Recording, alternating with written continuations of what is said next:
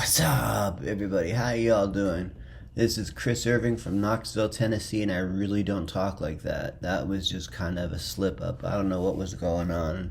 But I have kratom again, so I'm in a really good mood, and good moods are good to have, especially when you don't have good moods all the time. Financially, I am completely fucked.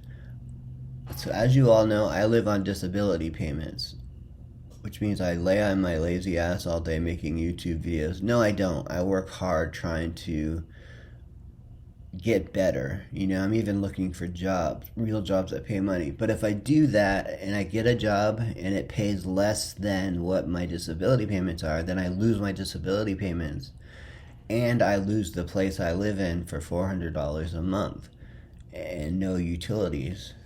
And I can't afford an apartment with utilities working at Pizza Hut. So I am kind of stuck on disability. And last month, they sent my check to the wrong checking account. And so I didn't get paid last month. So my mom, being the wonderful human being she is, she transferred the amount that my check would be into my account. But that only takes care of February. I still need to worry about March. And I've got March's rent money saved. Like, you all give a shit about this stuff. This doesn't matter, but we're Kradomites, so this is where we are. And if everything would have gone smooth and I got paid, I would have enough money to buy Final Cut Pro and don't need donations. I hate asking for donations. I'm so sorry I did that. Withdraw that. Just ignore it. I'm gonna make do with what I have because I'm a Buddhist monk now. And my life is pretty good because I have kratom. Recently, a kratomite messaged me and asked to talk about tolerance. Tolerance is the devil. Tolerance means you take so much of the drug, of the medicine, the kratom, that you built a tolerance to it and it doesn't affect you as much, so you need to drink more, or you think you need to drink more. The way I deal with tolerance is I go 1 day on, 2 days off, if I can. But if I'm in really bad shape, if my knees are hurting and I can't walk and I have a lot of things I gotta do that day, then I will have 1 cup, but not 2 cups, and not 4 cups, and not 8 cups like normal. Originally, when I built up a tolerance, I would just drink more until I got to the point where I was drinking kratom all day long, every day. And for some reason, I didn't build up a tolerance. I built up a tolerance where 2 cups wasn't helping anymore. So when I first started drinking kratom, I could drink 1 cup and I was like feeling like I feel right now. Now, it's really important to avoid tolerance by getting good quality kratom because not all kratom is the same. Another neat trick that I learned is as we know, there's many different strains of kratom. There's red, yellow, green, black, white, train wreck, and whatever other mixtures these guys come up with. And all it is really is mixing different strains of kratom, like mixing a red and a white together. I think that's called black. But switch up your strains, have a cup of red, then stop for about an hour. Then have a cup of coffee in between. That's another thing I do, is I have a cup of coffee in between kratom.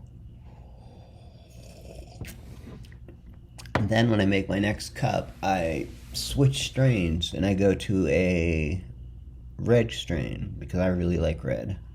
And so that helps with tolerance. And the best, if you have a really bad problem with tolerance, like if it just doesn't work for you anymore, then you're gonna have to take a break from it for a while. Drink for a day, then stop for 2 days, then drink a day, and then you should be able to start over again. I mean, drink 2 days in a row, but you kind of got to know yourself, know your tolerance level. My tolerance is very low because I'm an addict. I drink and drink and drink and drink and drink and drink and drink, and I drink so much that for me to clean it out of my system for a day, it usually takes a week, which I can't. Going a week without kratom is not really an option for me.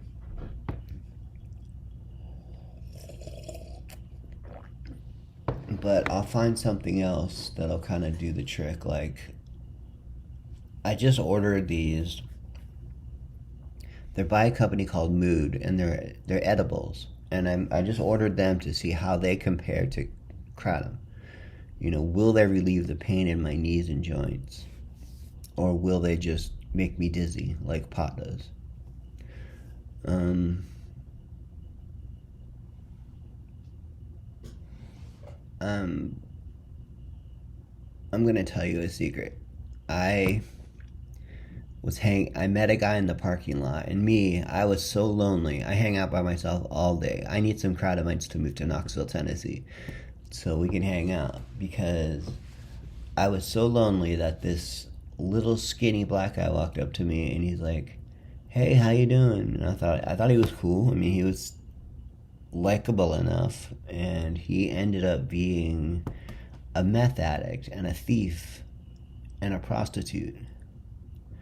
And I didn't know this. So I gave him a chance, and I talked to him, and we're hanging. And then he's like, "Can you give me a ride home?" And by the time I got him home, I said, "Well, you drive, because I don't drive very well." And so he said, "Okay." So he drove, and it was cool. It was like hanging out with my old friends.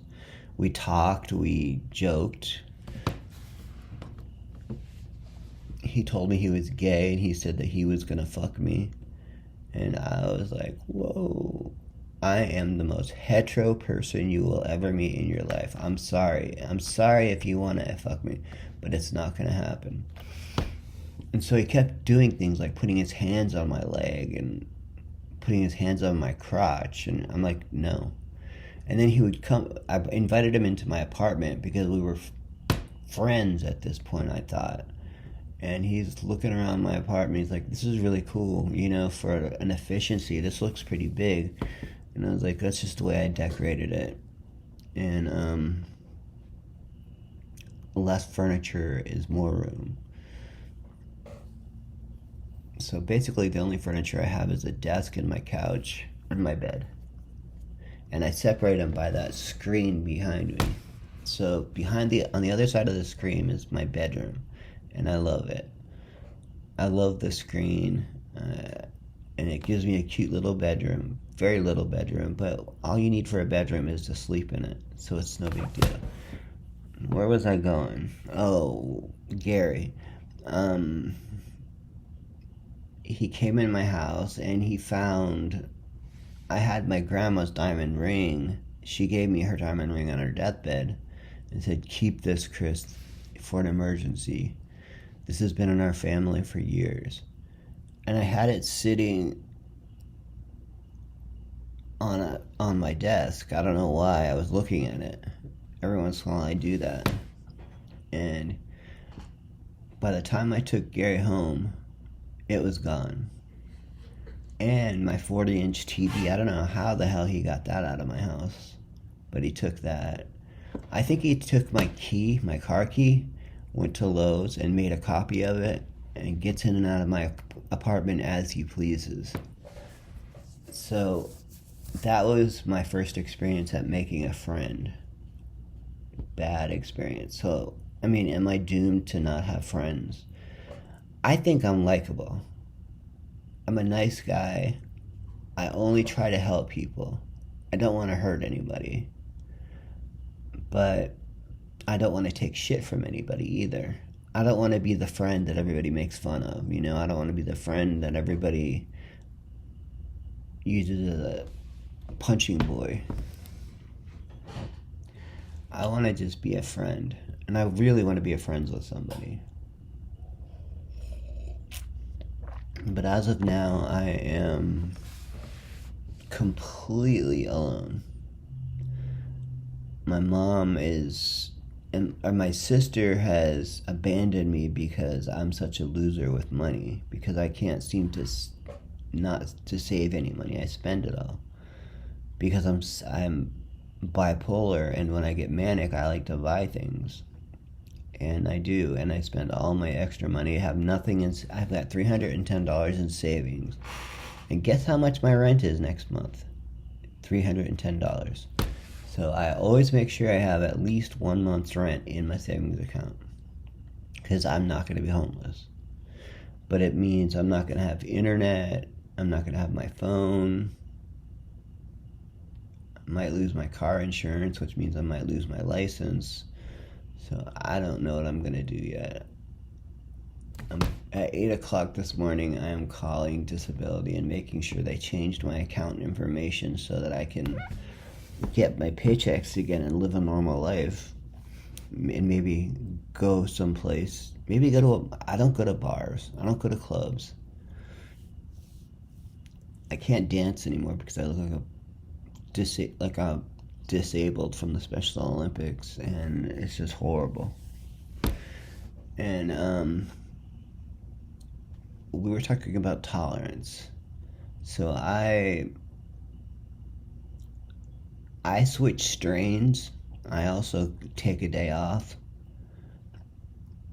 Kratom is easy to lose time, to regain the amount, to go backwards. It's remarkably easy.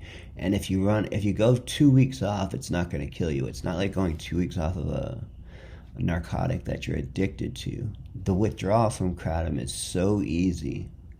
I had a little runny nose for a second, and my body ached, and I was in a grumpy mood. But I'm always in a grumpy mood, well, unless I'm on kratom. But I was in a grumpy mood before my stroke, so I can handle the withdrawal. So sometimes I waited 20 days before I could order more kratom because I wanted to get totally tolerance free. And now I drink 1 cup and I'm like, woohoo! And I get high. It makes me high. Oh, mood. So I ordered these edibles. I don't know where they're from, but I'm going to see if they do anything besides make the room spin. Because that's what pot does to me. It just makes the room spin.